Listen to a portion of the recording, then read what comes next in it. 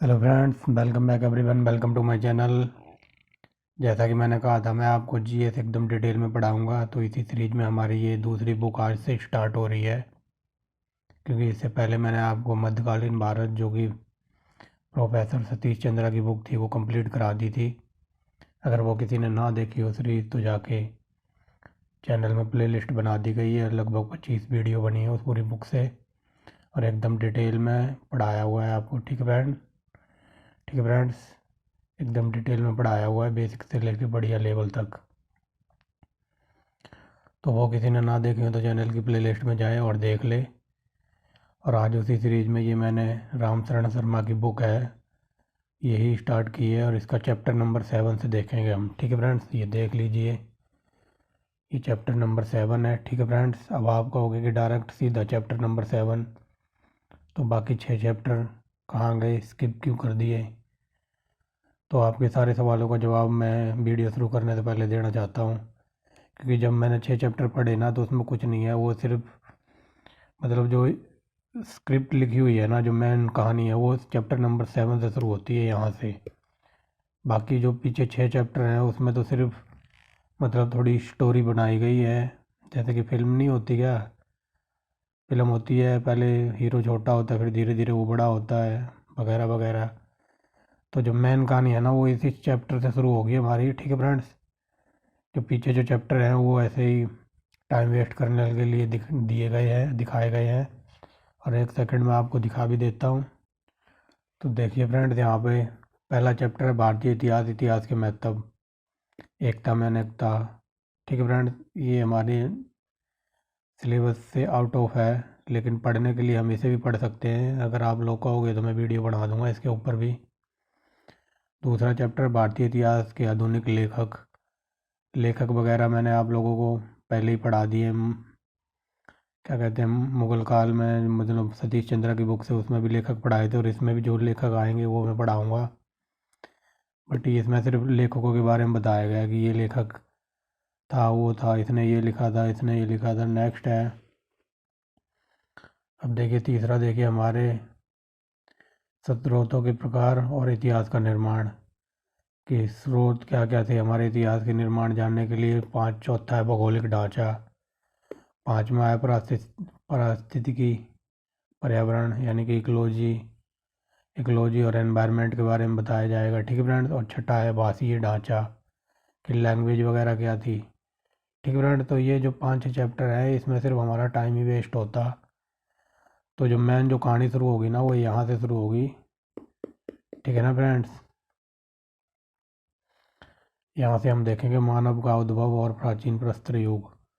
लेकिन फिर भी मैं ये नहीं कह रहा हूँ कि मैं ये आपको करा नहीं सकता। अगर आप लोग बोलोगे तो मैं ये 6 चैप्टर भी करा दूंगा ऊपर से, लेकिन इसमें कोई वो नहीं होगा, मतलब कुछ समझ नहीं आएगा, मतलब ये इम्पोर्टेंट नहीं है एग्जाम पेपर व्यू से। ठीक है फ्रेंड्स, लेकिन आप लोग कहोगे तो मैं फिर इन पे भी वीडियो बना दूंगा। लेकिन मेन जो हमारा टारगेट है ना, वो चैप्टर नंबर 7 है। ठीक है फ्रेंड्स, ये देख लो, भौगोलिक ढांचा, पारिस्थितिकी पारिस्थितिकी और पर्यावरण, भाषीय ढांचा। ठीक है फ्रेंड्स, तो इसमें सिर्फ टाइम पास करने के लिए चैप्टर दिए गए हैं।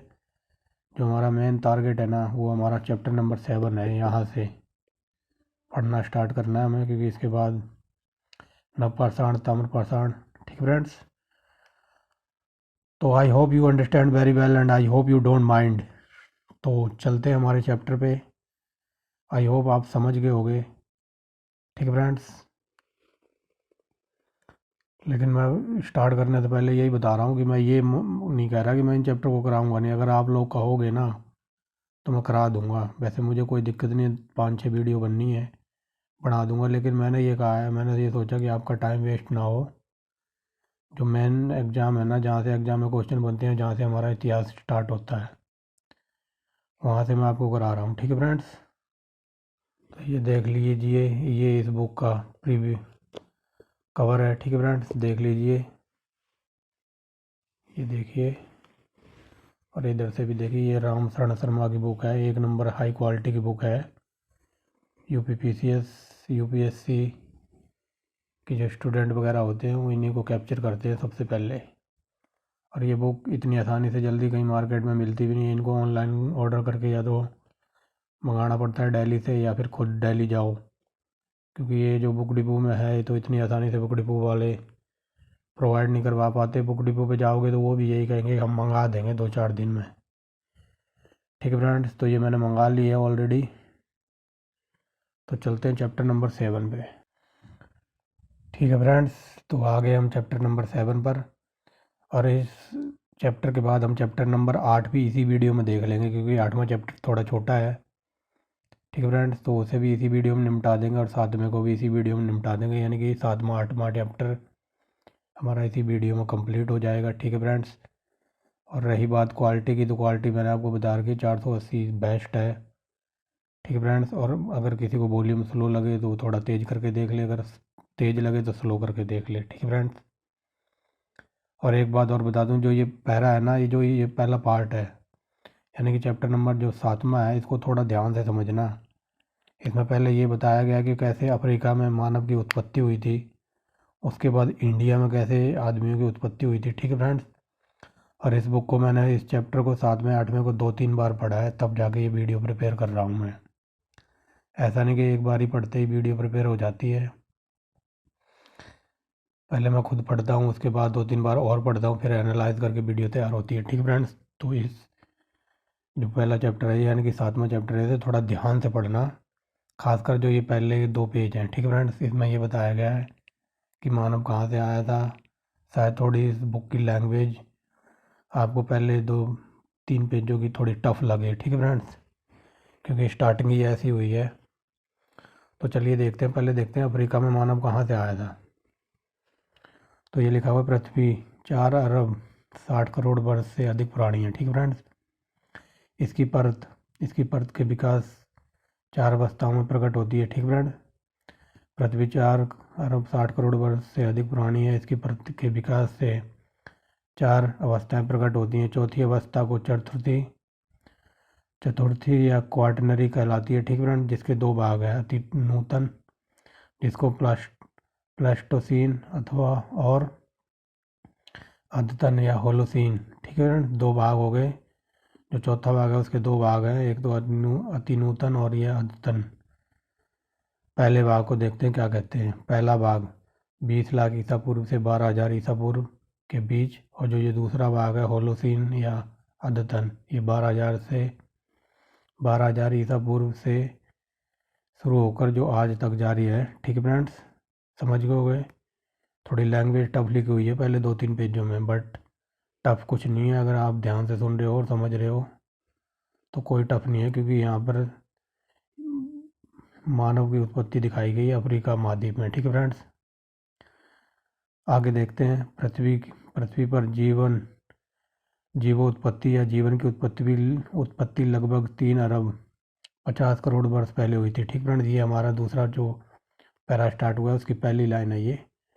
पृथ्वी पर जीवन उत्पत्ति लगभग 3 अरब 50 करोड़ वर्ष पहले हुई थी। ठीक फ्रेंड्स, अब दूसरा देखते हैं। दूसरा यहाँ से है, ये मैंने लिख रखा है ना इसके ऊपर, दूसरा सीक्वेंस में अरेंज करने के लिए। ठीक फ्रेंड्स, पहली लाइन यहाँ तक है, दूसरी यहाँ से आदि मानव, ये लिखा है ना, आदि मानव जो बंदरों से भिन्न नहीं थे। ठीक फ्रेंड्स, आदि मानव जो बंदरों से भिन्न नहीं थे, लगभग 3 करोड़ वर्ष पूर्व पृथ्वी पर प्रकट हुए। ठीक फ्रेंड्स, पहली लाइन यहाँ से यहाँ तक थी, दूसरी लाइन यहाँ से है, आदि मानव जो बंदरों से भिन्न नहीं थे वे लगभग 3 करोड़ वर्ष पूर्व पृथ्वी पर प्रकट हुए।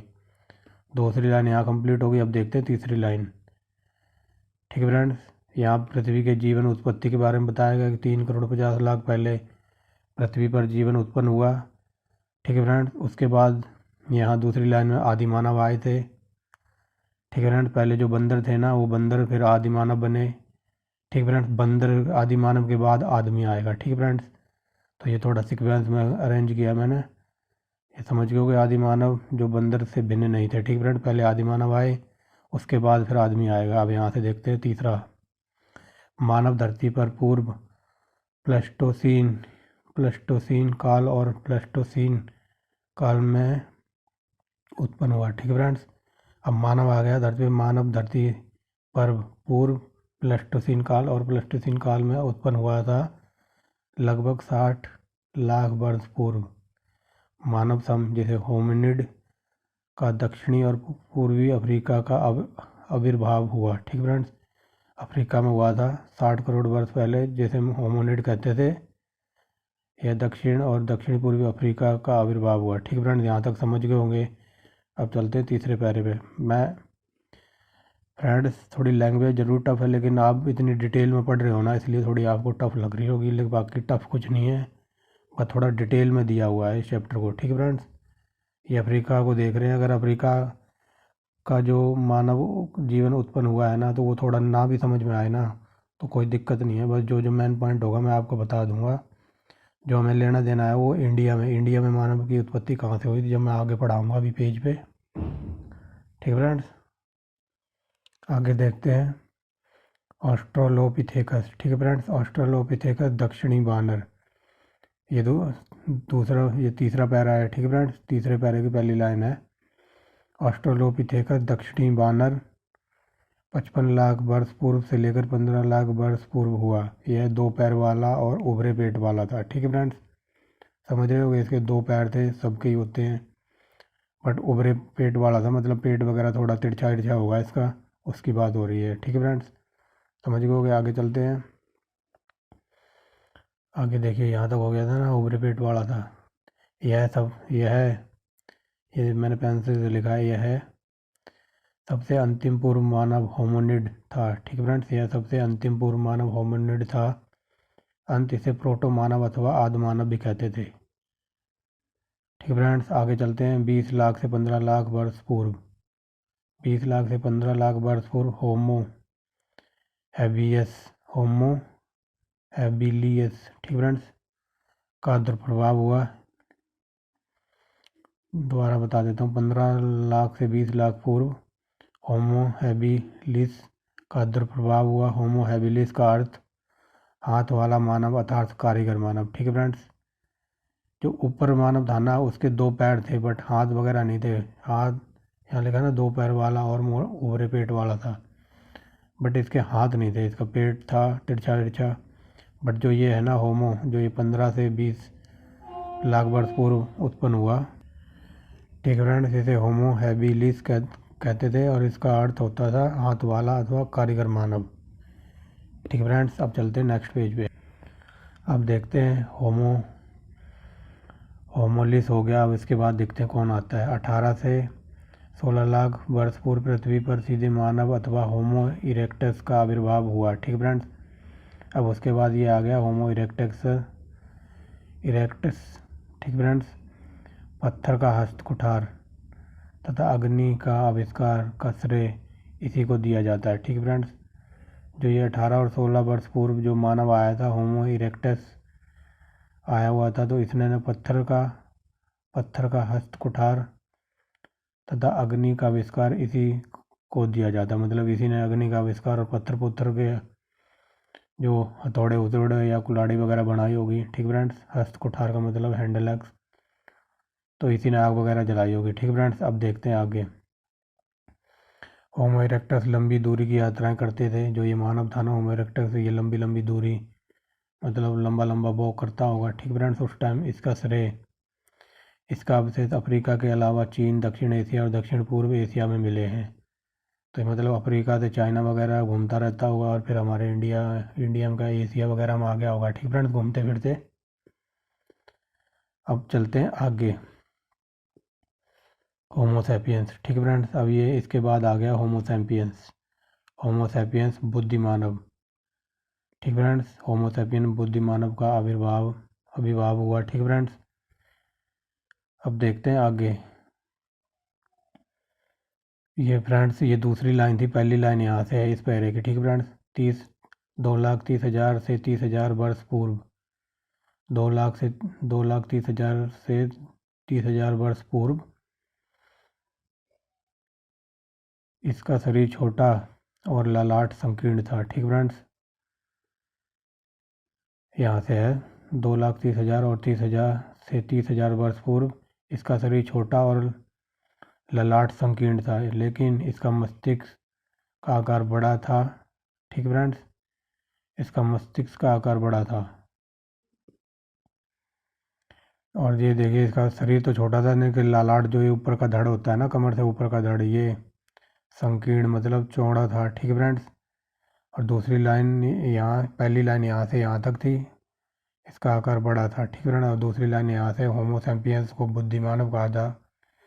बुद्धिमानव भी कहा जाता था। ठीक है फ्रेंड्स।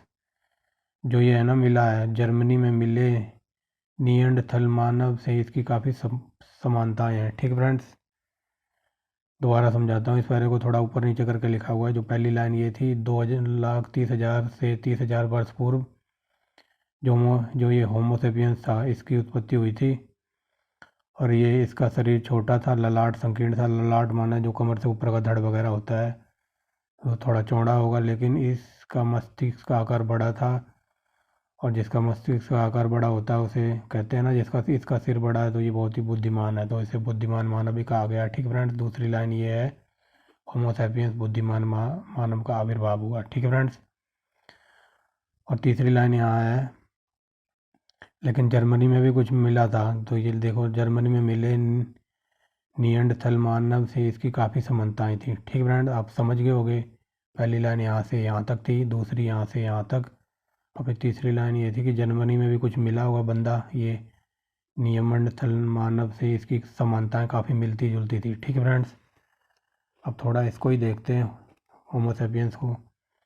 आधुनिक मानव अथवा होमोसेपियंस 1,15,000 वर्ष पूर्व ऊपरी पूरा प्रसारण काल में दक्षिण अफ्रीका में प्रकट हुआ। ठीक है फ्रेंड्स। प्रकट हुआ। अब आगे देखते हैं, इसका ये लिखा हुआ है, इसका ललाट बड़ा तथा हड्डियां पतली थी। इसका ललाट बड़ा तथा हड्डियां पतली थी। आगे देखते हैं, मस्तिष्क अपेक्षाकृत अधिक बड़ा था। ठीक है फ्रेंड्स। दिखाई दे रहा होगा, मस्तिष्क अपेक्षाकृत बड़ा था। मस्तिष्क बड़ा होने के बावजूद आधुनिक मानव को ज़्यादा बुद्धिमान था। ठीक फ्रेंड्स। ठीक फ्रेंड्स। अब दिखाई देगा, मैंने पेंसिल से डार्क कर दिया। ठीक फ्रेंड्स। तो यह मस्तिष्क अपेक्षाकृत अधिक बड़ा था। ठीक फ्रेंड्स। था मस्तिष्क बड़ा होने के बावजूद आधुनिक मानव ज़्यादा बुद्धिमान था। ठीक फ्रेंड्स। ये इसकी होमोसेपियंस की बात हो रही है। अब देखते हैं, अगर ये ऊपर वाला पैरा ना भी समझ आया ना फ्रेंड्स, जो ये अफ्रीका के बारे में समझाया है, ये ना भी समझ में आया हो ना, तो इससे कुछ लेना देना नहीं है। बस ये शुरुआत बताई हुई थी कि मानव यहाँ से उत्पन्न हुई था। लेकिन आपको सिर्फ इसमें एक क्वेश्चन याद रखना है कि जो मानव का प्राचीन नाम क्या था, तो ये होमोसेपियंस था। ये कई बार एग्जाम में पूछा हुआ है। ठीक फ्रेंड्स।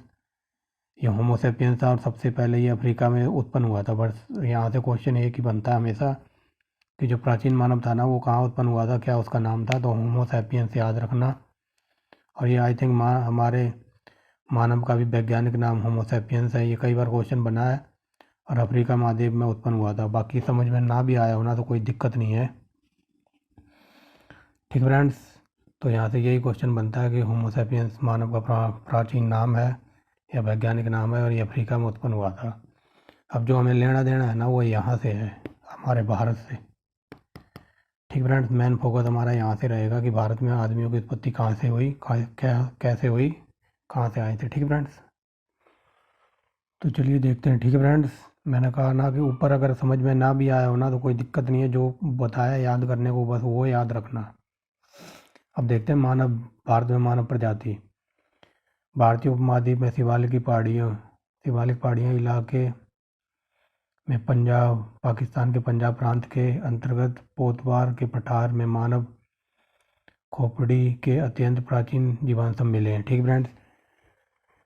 जो भारतीय उपमहाद्वीप है ना, उसकी जो शिवालिक की पहाड़ियाँ हैं, जो पाकिस्तान का पंजाब प्रांत है, उसके पोतवार पठार में मानव की खोपड़ी के जीवांश मिले हुए हैं। ठीक फ्रेंड्स।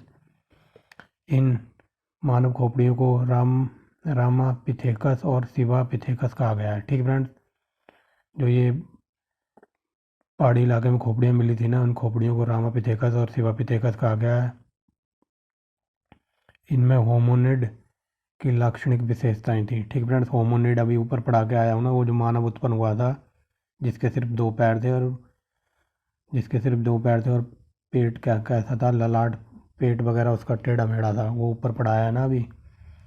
तो उससे कुछ लक्षण मिलते जुलते होंगे इसके। ठीक फ्रेंड्स, अब यहाँ से देखते हैं, ये लिखा है ना, ये खोपड़ियाँ 22 लाख वर्ष पुराना माना जाता है। ठीक फ्रेंड्स, ये इन खोपड़ियों को 22 लाख वर्ष पुराना माना जाता है। ठीक फ्रेंड्स, अब चलते हैं आगे देखते हैं 1982 में मध्य प्रदेश के नर्मदा घाटी के अंतर्गत हथनौरा नामक स्थल से होमिनिड की लगभग संपूर्ण खोपड़ी प्राप्त हुई थी। ठीक फ्रेंड्स, जो ये होमिनिड पीछे पड़ गए हैं उसी की बात हो रही है। जो 1982 में मध्य प्रदेश में नर्मदा घाटी में जो हथनौरा नामक स्थल था ना, हथनौरा, तो वहाँ की खुदाई वगैरह हुई होगी, वहाँ होमिनिड की एक खोपड़ी प्राप्त हुई है। ठीक फ्रेंड्स, इसे आर्ध होमो सैपियंस माना जाता है। ठीक फ्रेंड्स, आर्ध होमो सैपियंस। ठीक फ्रेंड्स, आर्ध होमो सैपियंस कहा गया था, इसे मतलब आधा बुद्धिमान मानव। ठीक फ्रेंड्स, अब देखते हैं, इसमें थोड़ा ऊपर नीचे लिखा है, मैं बताता हूँ कैसे। देखो यहाँ से है स्टेट। ठीक फ्रेंड्स, श्रीलंका में 34,000 वर्ष पूर्व, श्रीलंका में 34,000 वर्ष पूर्व होमो सैपियंस के जीवांश मिले हैं। ठीक फ्रेंड्स, ये ऐसे ही पढ़ना, श्रीलंका में 34,000 वर्ष पूर्व होमो सैपियंस के जीवांश मिले हैं। ठीक है फ्रेंड्स, अगर ऐसे पढ़ाता आपको होमो सैपियंस के जीवांश मिले हैं 34,000 वर्ष पूर्व श्रीलंका में, तो थोड़ा उल्टा हो जाता, सीधा करके पढ़ाया, श्रीलंका में 34,000 वर्ष पूर्व होमो सैपियंस के जीवांश मिले। ठीक फ्रेंड्स, अब देखते हैं आगे।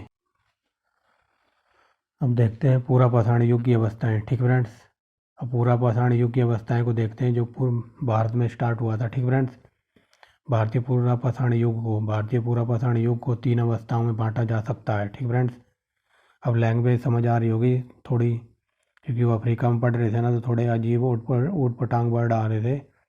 मैंने कहा था ना, जैसे जैसे आगे बढ़ोगे, मतलब लैंग्वेज सिंपल ही है इस बुक की। तो देखते हैं, भारतीय पूरा पाषाण युग को 3 भागों में बांटा जा सकता है। ठीक है फ्रेंड्स, अब ये 3 भाग देखेंगे, जो ये 3 भाग बताया ना कि 3 भागों में बांटा जा सकता है।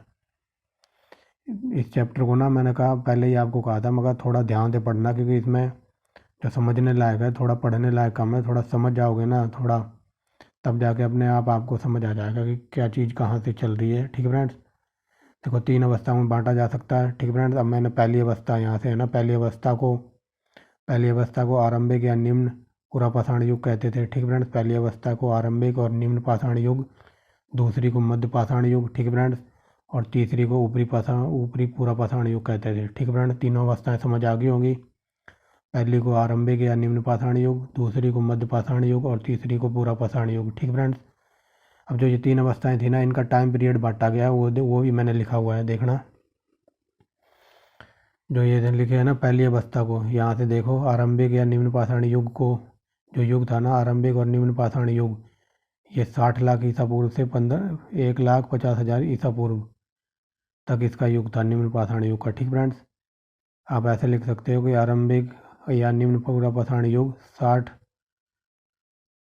60 लाख, ये 60 लाख ही है ना, क्योंकि मैथ मेरा बहुत वीक है फ्रेंड्स, ये 6 लाख है। ठीक है फ्रेंड्स, 6 लाख ईसा पूर्व से 1,15,000 ईसा पूर्व। ठीक है फ्रेंड्स, और दूसरी अवस्था जो ये है ना, पूरा पाषाण अवस्था, ये दूसरी अवस्था है, ये 1,50,000 ईसा पूर्व से 35,000 ईसा पूर्व। और तीसरी अवस्था कौन सी थी, ये थी ना पूरा पाषाण युग या ऊपरी पूरा पाषाण युग, इसको बांटा गया है 35,000 ईसा पूर्व से 10,000 ईसा पूर्व। ठीक फ्रेंड्स, तो ये तीनों अवस्थाएं आपको क्लियर हो गई होंगी। ऊपर मैंने बता ही दिया कि 3 भागों में बांटा गया, पहली को आरंभिक और निम्न पूरा पाषाण युग, दूसरी को मध्य पाषाण युग और तीसरी को ऊपरी पूरा पाषाण युग।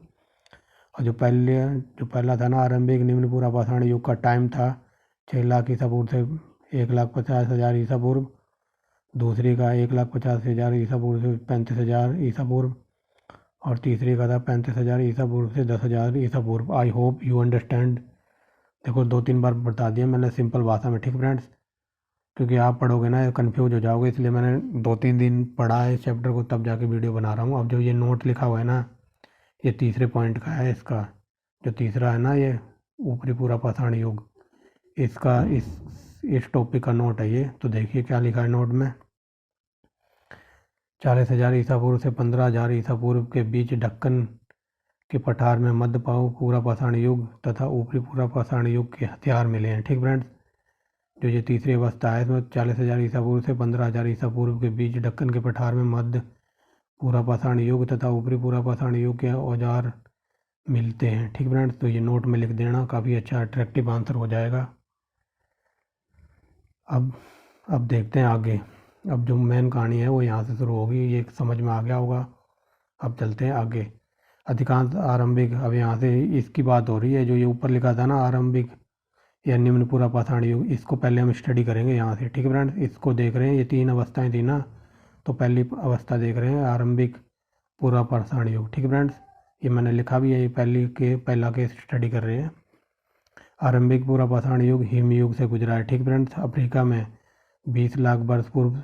ठीक फ्रेंड्स, अफ्रीका में 20 लाख वर्ष पूर्व, लेकिन भारत में आरंभिक पूरा पाषाण युग 6 लाख वर्ष पूर्व अधिक पुराना नहीं है। ठीक फ्रेंड्स, जैसे ही बता दिया है ना, 6 लाख लिखा हुआ है, 6 लाख, तो उसी की बात हो रही है। अधिकांश आरंभिक पूरा पाषाण युग हिमयुग से गुजरा है अफ्रीका में 20 लाख वर्ष पूर्व, लेकिन अपने इंडिया की बात हो रही है, लेकिन भारत में आरंभिक पूरा पाषाण युग 6 लाख वर्ष से अधिक पुराना नहीं है। ठीक फ्रेंड्स, अब यहाँ से मेन इंपॉर्टेंट जो स्टार्ट हो गए टॉपिक यहाँ से स्टार्ट हो रहे हैं, लेकिन अब देखेंगे भारत के अंदर भी कहाँ कहाँ थे।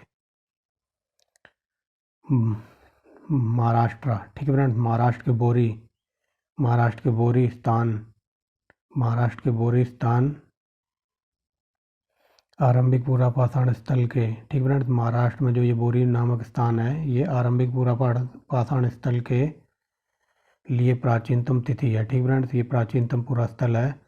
यहाँ के लोग कुल्हाड़ी, हस्त कुठार, ठीक फ्रेंड्स, कुल्हाड़ी या हस्त कुठार, हैंड एक्स, बिदारणी, क्लीवर तथा खंडक का प्रयोग करते थे। ठीक है फ्रेंड्स, कुल्हाड़ी तो आप जानते ही होंगे, हस्त कुठार जो हाथों वगैरह में पकड़ के चलाया जाता है। ठीक फ्रेंड्स, बिदारणी और खंडक चोपर का उपयोग करते थे। ठीक फ्रेंड्स, आगे देखते हैं।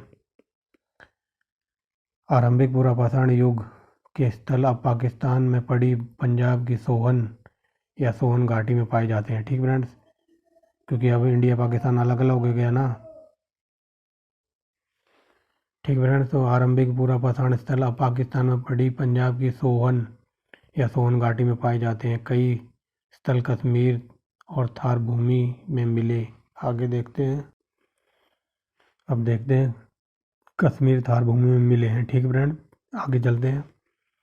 इस काल के औजार उत्तर प्रदेश के मिर्ज़ापुर जिले के बेलन घाटी, राजस्थान की मरुभूमि के डिडवाना क्षेत्र। ठीक फ्रेंड्स, इस काल के जो औजार मिले हैं ना, उनकी बात बताई जा रही है। इस काल के औजार उत्तर प्रदेश के मिर्ज़ापुर जिले में बेलन घाटी, राजस्थान के मरुभूमि क्षेत्र डिडवाना तथा मध्य प्रदेश के भीमबेटका की गुफाओं और मध्य प्रदेश की भीमबेटका की गुफाओं में मिले हैं। ठीक फ्रेंड्स, ये देखिए लाइन पूरी हो गई है।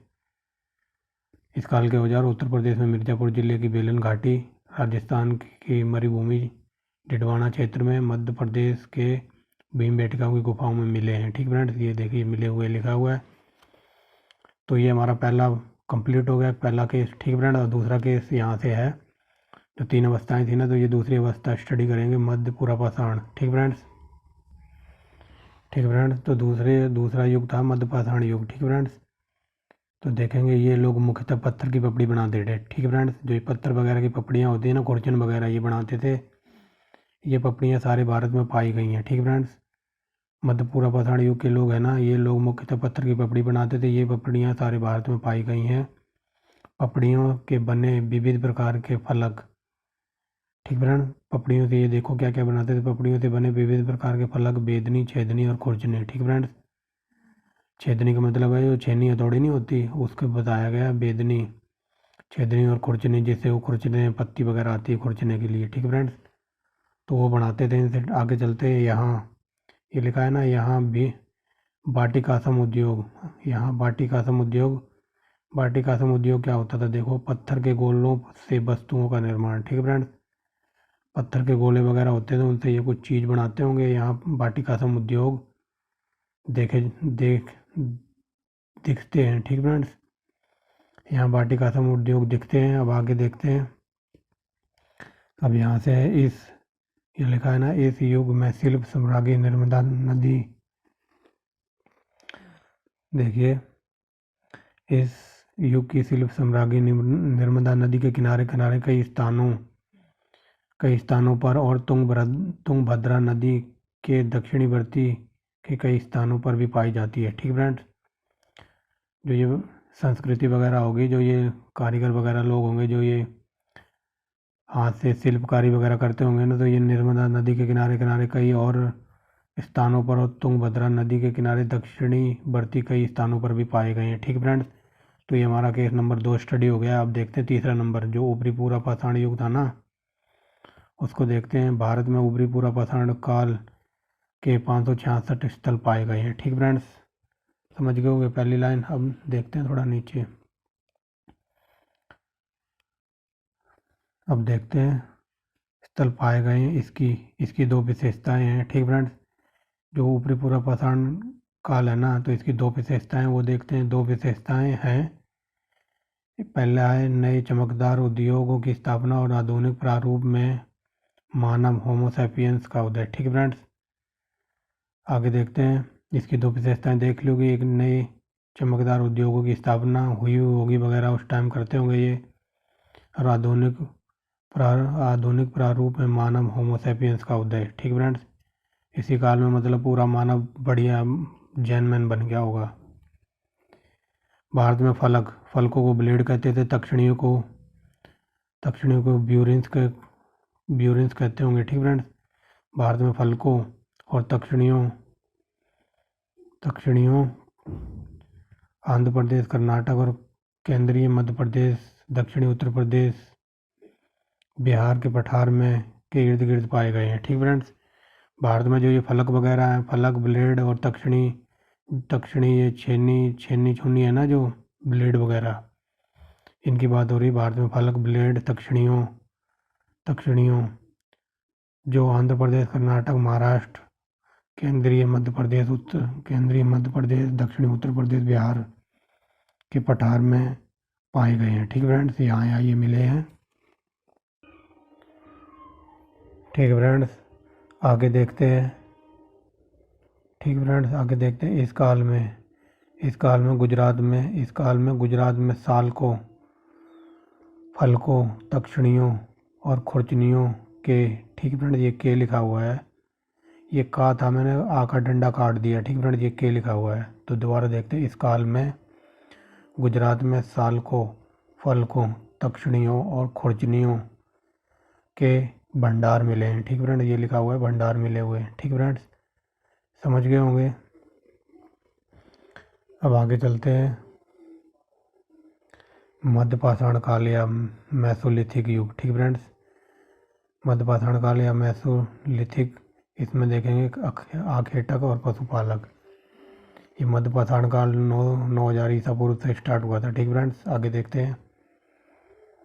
क्योंकि हम ये ऊपर पढ़ के आए हैं ना, जो मध्य पाषाण युग था, ऊपरी पूरा पाषाण युग, ये 35,000 से 10,000 ईसा पूर्व तक चला था। ठीक फ्रेंड्स, अब 10,000 के बाद चलेंगे नीचे 9,000 में ये आ गया मध्य पूरा पाषाण युग। ठीक है, मध्य पाषाण युग, इसको मेसोलिथिक युग भी कहते हैं, तो यही लिखा हुआ मैंने 9,000 ईसा पूर्व। देखते हैं आगे। ये देखो लिखा भी है, ऊपरी पूरा पाषाण युग के अंत के बाद। ठीक फ्रेंड, इससे हमें कोई लेना देना नहीं। आगे देखते हैं।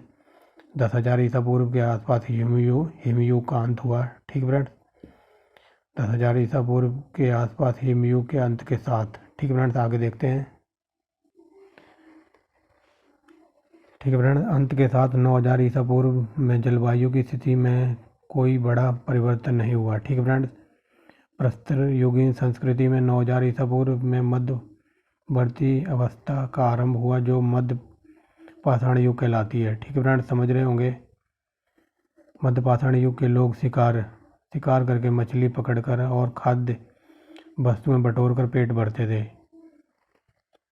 ठीक फ्रेंड्स, अब मध्य पाषाण युग देख रहे हैं, जो 9,000 ईसा पूर्व में स्टार्ट हुआ था। यहाँ की जलवायु में कोई परिवर्तन नहीं हुआ था, और जो यहाँ के लोग वगैरह थे, वो शिकार करके, मछली पकड़कर और खाद्य की वस्तुएं बटोर कर पेट भरते थे। ठीक फ्रेंड्स, आगे देखते हैं। इस युग के पत्थर के छोटे छोटे औजार, जिनको माइक्रोलिथिक, राजस्थान, दक्षिणी उत्तर प्रदेश, मध्य और पूर्वी भारत में तथा दक्षिण भारत में कृष्णा नदी के किनारे पाए जाते हैं। ठीक फ्रेंड्स,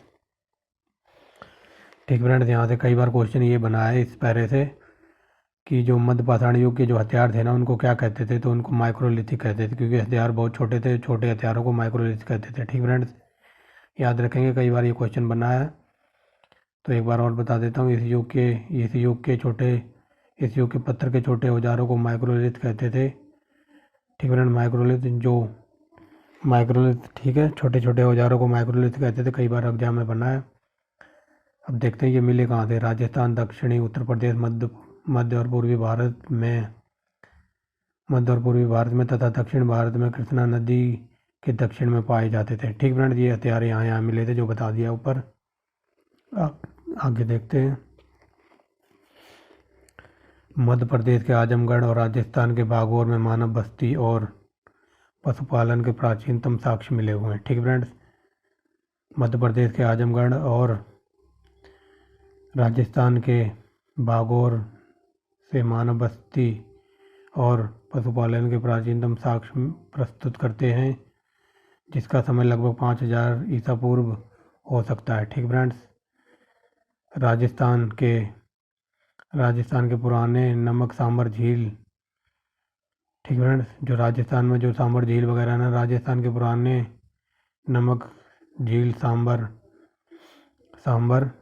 6000 ईसा पूर्व के आसपास पौधे लगाए जाते थे। ठीक फ्रेंड्स, इस नदी के आसपास पौधे लगाए जाते होंगे वो बताया गया है। राजस्थान के पुराने नमक सांबर झील 6000 ईसा पूर्व के आसपास पौधे लगाए जाते थे। ठीक है फ्रेंड्स, तो ये था हमारा चैप्टर नंबर 7। आई होप आपने एंजॉय किया होगा, क्योंकि इसमें बहुत ही डिटेल में पहला चैप्टर समझाया गया हुआ है। ठीक फ्रेंड्स, तो डिटेल में ही मैंने भी आपको समझाया है। ऐसा नहीं है कि आपको एकदम हवाई ऊपर से ही एकदम पढ़ा दिया हो, जल्दी जल्दी आपके सर के ऊपर से बाउंसर की तरह चली जाए। ठीक फ्रेंड्स, जो डिटेल में लिखा हुआ था ना वो मैंने 2-3 दिन पढ़ा, एनालाइज किया, उसके बाद आपको पढ़ाया। ठीक फ्रेंड्स, तो अब चलते हैं चैप्टर नंबर 8 की तरफ। अगर किसी को ये चैप्टर समझ ना आया हो, क्योंकि इसमें थोड़ी स्टार्टिंग है ना, तो स्टार्टिंग में इतिहास को पूरे डिटेल में पढ़ाया गया और एकदम जो वर्ड है ना वो भी एकदम जेन्युइन लिखे हुए हैं। तो ठीक है फ्रेंड्स, तो अगर किसी को एक बार में समझ ना आए ना तो दोबारा देख लेना। बाकी पढ़ाया मैंने डिटेल में, पढ़ाने में कोई कसर नहीं छोड़ी है। ठीक फ्रेंड्स, अब चलते हैं चैप्टर नंबर 8 की तरफ। ठीक है फ्रेंड्स, तो देखिए ये चैप्टर नंबर हमारा 8 है, नवपाषाण युग। इसमें प्रथम खाद्य उत्पादक और पशुपालक को देखेंगे। ठीक फ्रेंड्स, पशुपालन वगैरह देखेंगे। ये ज़्यादा बड़ा चैप्टर नहीं है, 2-3 पेजों का, इसीलिए मैं इस वीडियो में करा ही दे रहा हूँ आपको, या करा रहा हूँ। ठीक है फ्रेंड्स, तो चलिए देखते हैं। विश्व स्तरीय संदर्भ में नवपाषाण युग, न्यूलिथिक। ठीक फ्रेंड, नवपाषाण युग को न्यूलिथिक भी कहते हैं। 9000 ईसा पूर्व से आरंभ होता है। ठीक फ्रेंड्स, भारतीय उपमहाद्वीप में यह है। ठीक फ्रेंड्स, जो पूरे वर्ल्ड के हिसाब से देखें तो ये 9000 ईसा पूर्व आरंभ होता है, बट जो भारतीय महाद्वीप है ना अपना इंडिया, उसमें देखते हैं, उसमें यह 7000 ईसा पूर्व बताया जाता है। ठीक फ्रेंड्स, अब देखते हैं। मेहरगढ़ बलूचिस्तान में ब्रेड बास्केट नाम से प्रसिद्ध कोची मैदान के बेलन घाटी के तट पर अवस्थित था। ठीक फ्रेंड्स, इस मेहरगढ़ की बात हो रही है। मेहरगढ़ देख लो कहाँ था, ये बलूचिस्तान के ब्रेड बास्केट प्रसिद्ध नाम से प्रसिद्ध कोची के मैदान में बोलन नदी के तट पर अवस्थित था। ठीक फ्रेंड्स, यहाँ के निवासी पशुपालन करते थे और अनाज उपजाते थे। ये लिखा हुआ है ना, यहाँ के निवासी पशुपालन करते थे और अनाज उपजाते थे। आगे देखते हैं। इस क्षेत्र के लोग, ठीक फ्रेंड, इस क्षेत्र के लोग शुरू से ही गेहूँ और जौ उपजाते थे। ठीक फ्रेंड, इस क्षेत्र के लोग शुरू से ही गेहूँ और जौ उपजाते थे। वे प्रारंभिक चरण में गाय, भेड़ और बकरी पालते थे। ठीक है फ्रेंड्स, आगे देखते हैं। यहाँ तक बकरी पालते थे। ठीक फ्रेंड्स, अब लैंग्वेज सिंपल ही है इस चैप्टर की। यहाँ अन्नागार कच्ची ईंटों से बनाए जाते थे। ठीक फ्रेंड्स, यहाँ अन्नागार कच्ची ईंटों से बनाए जाते थे। अन्नागार वो होता है जिसमें अनाज वगैरह स्टोर करके रख देते। आज के टाइम तो टंकियाँ आ गई हैं, लेकिन पहले ईंटों से ही बनाए जाते थे। ठीक फ्रेंड्स, और उनमें अनाज भंडारण कर दिया जाता था। यहाँ अन्नागार कच्ची ईंटों से बनाए जाते थे। 45 से 3500 ईसा पूर्व के काल में कोची मैदान में सिंधु नदी के मैदानी क्षेत्र तक कृषि का विस्तार हुआ। ठीक फ्रेंड्स, 4535 ईसा पूर्व के काल में कोची मैदान क्षेत्र में सिंधु नदी के मैदानी क्षेत्र तक कृषि वगैरह होती होगी। ठीक फ्रेंड्स, आगे चलते हैं। 4500 ईसा पूर्व के बाद कुमार के चाक का प्रयोग। ठीक फ्रेंड्स, सिंधु नदी की सहायक नदी हकरा। ठीक फ्रेंड्स, ये 4500 ईसा पूर्व के बाद जो कुमार वगैरह है ना, कुमार ये चाक वो नहीं होता जो ब्लैक बोर्ड पे लिखते हैं जैसे टीचर वगैरह यूज करते हैं। ये कुमार के चाक की बात हो रही है। कुमार का जो चाक माना वो पहिया नहीं होता जैसे वो मिट्टी के बर्तन वगैरह डालता था चलाता था, उसकी बात हो रही है। 4500 ईसा पूर्व कुमार के चाक का प्रयोग।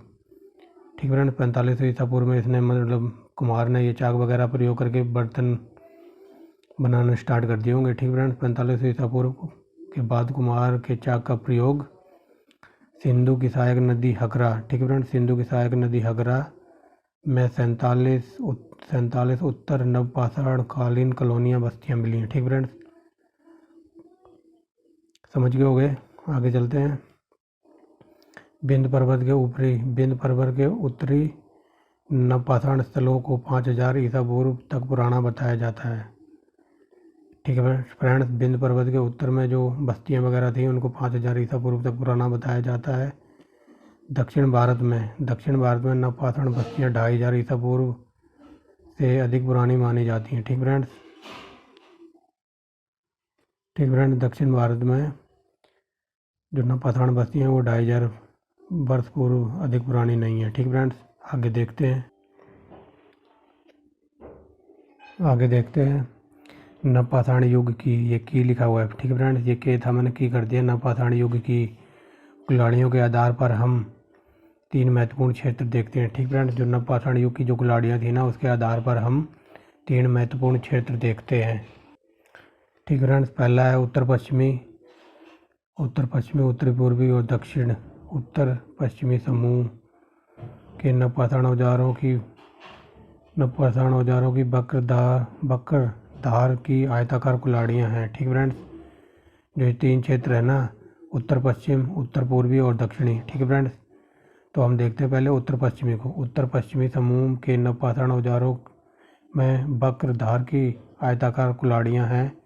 ठीक फ्रेंड्स, अब देखते हैं उत्तर पूर्वी को। तो उत्तर पूर्वी समूह की कुल्हाड़ियाँ पॉलिशदार पत्थर की होती थी। ठीक फ्रेंड्स, जिसमें आयताकार दस्ता लगा रहता था। ठीक फ्रेंड्स, दस्ता माने मतलब वो हैंडल वगैरह। अब देखते हैं दक्षिणी समूह की कुल्हाड़ियों की बगलें अंडाकार होती थी तथा हत्था नुकीला रहता था। ठीक फ्रेंड्स, तो तीनों कुल्हाड़ियाँ समझ गए होंगे। तीनों कुल्हाड़ियों के आधार पर 3 क्षेत्र बताए गए थे। तीनों क्षेत्र क्लियर करा दिए।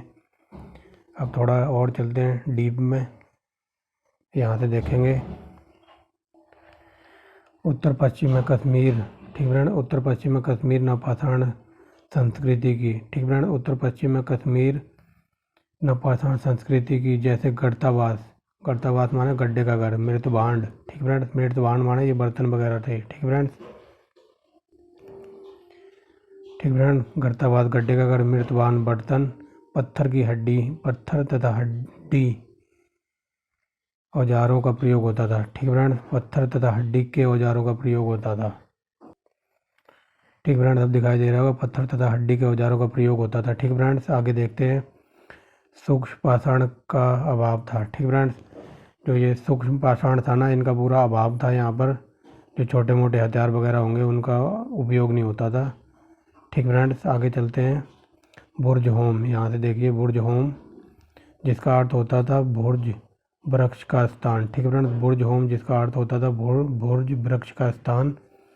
यह श्रीनगर से उत्तर पश्चिम में 16 किलोमीटर दूर है। ठीक फ्रेंड्स, यह श्रीनगर से 16 किलोमीटर दूर है, उत्तर पश्चिम में है। यहाँ के लोग, ठीक फ्रेंड्स, ये लिखा हुआ है, यहाँ के लोग एक झील के किनारे ज़मीन के नीचे घर बनाकर रहते थे। ठीक फ्रेंड्स, कई बार क्वेश्चन ये पूछा गया है कि कौन सी जगह है जहाँ लोग घर मतलब गड्ढे में घर बनाकर रहते थे, वो बुर्ज होम। ठीक फ्रेंड्स, और गड्ढे में घर बनाकर रहने को क्या कहते थे, तो गढ़तावास। और कई जगह ये पूछा गया कि बुर्ज होम के लोग कहाँ रहते थे, तो गड्ढे में घर बनाकर रहते थे। ठीक फ्रेंड्स, इम्पोर्टेंट है, यहाँ से अब इम्पोर्टेंट ही चालू होगा। गड्ढे में घर बनाकर रखते थे और शिकार और मछली पर जीते थे। ठीक फ्रेंड्स, वे शिकार करते थे और मछली वगैरह खाते होंगे। अब देखते हैं गुफर काल को। गुफरकाल ये यहाँ के लोग ठीक फ्रेंड्स, गुफराल जहाँ के लोग कृषि और पशुपालन का धंधा करते थे। ठीक फ्रेंड, ये गुफरकाल के लोग कृषि पालन और पशुपालन का धंधा करते थे। आगे देखते हैं नीचे। अब देखते हैं ये लोग रुखड़े। ठीक फ्रेंड, ये लोग रुखड़े धूसर मृत भांडों का प्रयोग करते थे। मृत भांड वगैरह, बर्तन वगैरह की बात हो रही है। ये लोग रुखड़े धूसर मृत भांडों का प्रयोग करते थे। रोचक बात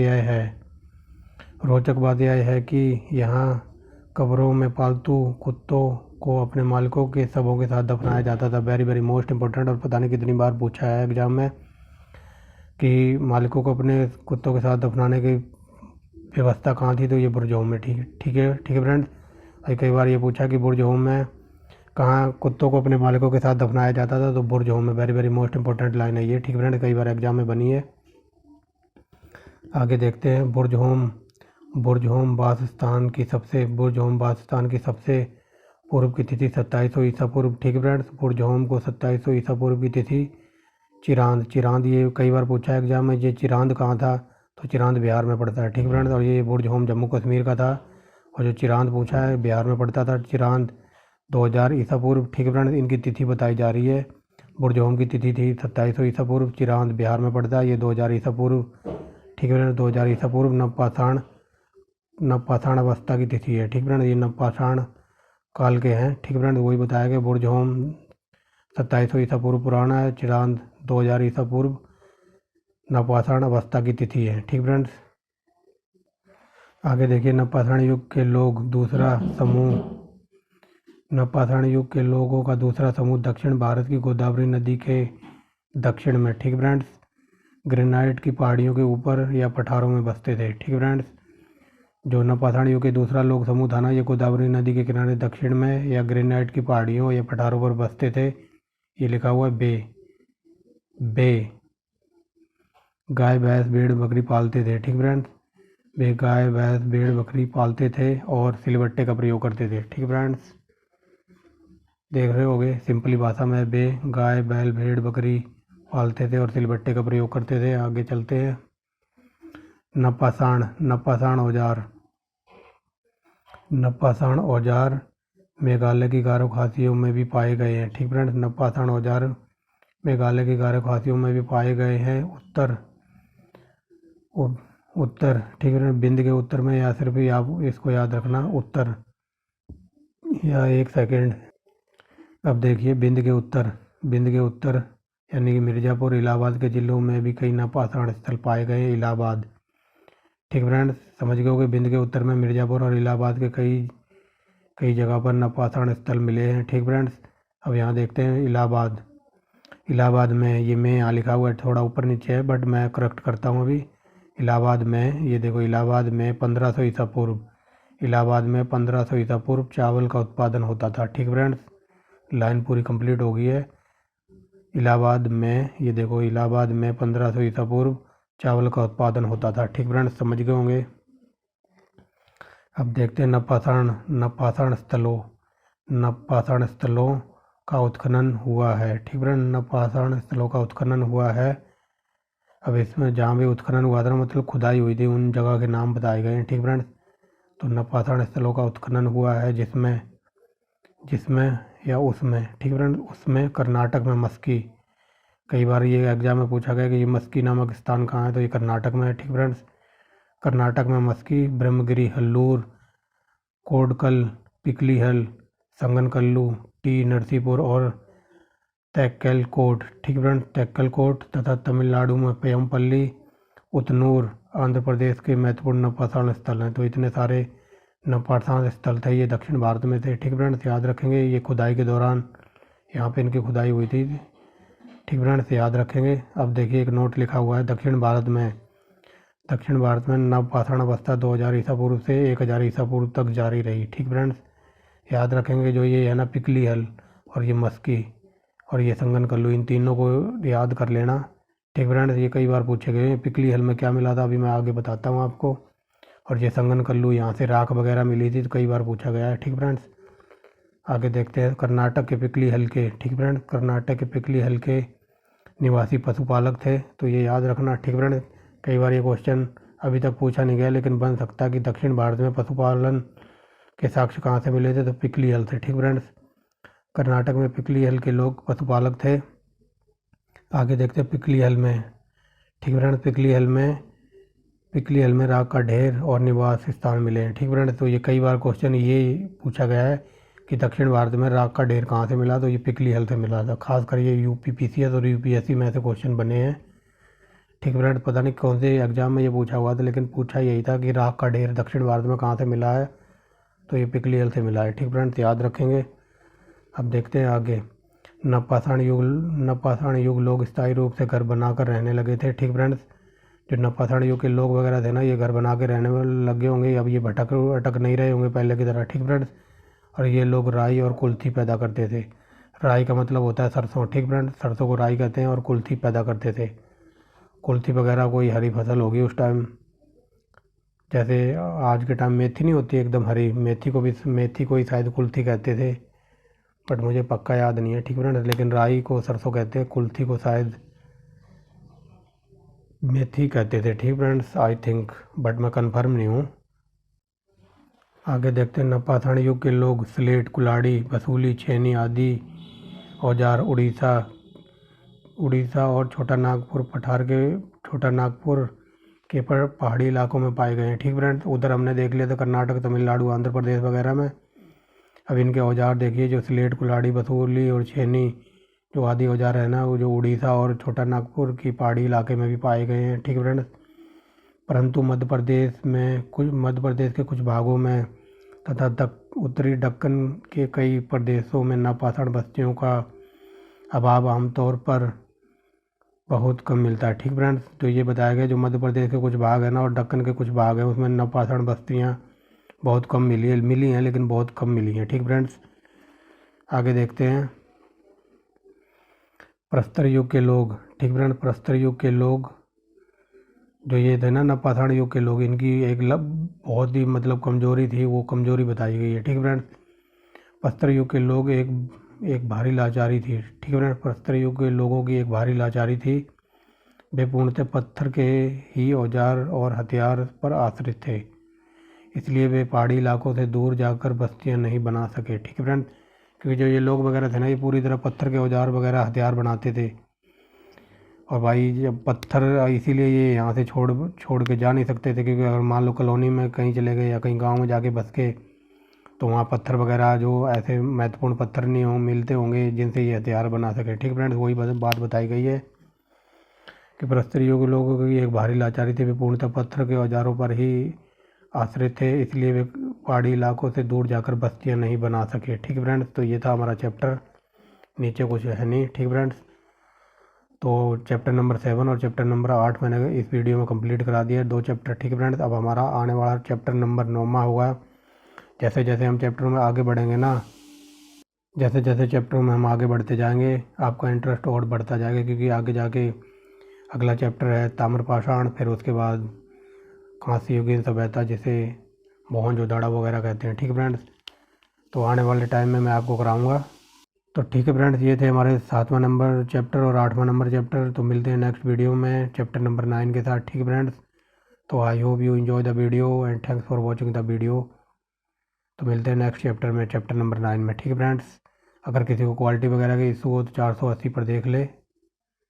ठीक है फ्रेंड्स, और वॉल्यूम अगर थोड़ी ज़्यादा तेज़ लग रही हो तो कम कर ले, और कम लग रही हो तो थोड़ा यूट्यूब के ऑप्शन के हिसाब से एडजस्ट करके देख ले। ठीक है फ्रेंड्स, तो thanks for watching the video and bye bye.